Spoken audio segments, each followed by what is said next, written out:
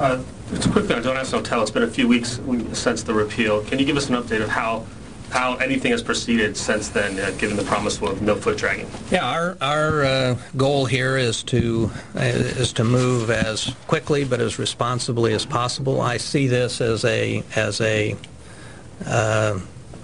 three-step process.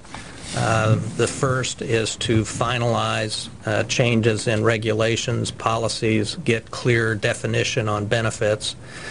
The second phase is to then prepare the training materials for use, first of all, with the experts, if you will, the personnel people, the chaplains, the judge advocate generals, and second, the leaders, the commanders, and then third, the troops. So there's the policy piece, the training, preparation piece, and then the actual training. We're trying to get the first two phases of that process done as quickly as possible, done within a matter of a very few weeks, so that we can then move on to what is the real challenge, which is providing training to 2.2 million people, and we will do that as expeditiously as we can. But as the chair, to use a term the chairman's used, there's just a certain element of physics associated with the number of people involved in this process.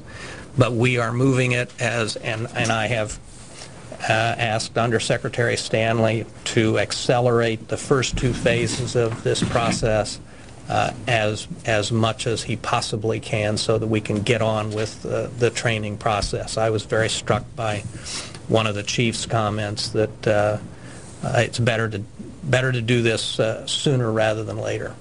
So we're kind of approaching it with that philosophy in mind. The only thing I'd add is just to remind, the law has not changed, won't until it is certified, and there's 60 days after certification. And so now's not, from my perspective, now's not the time to come out, if you will.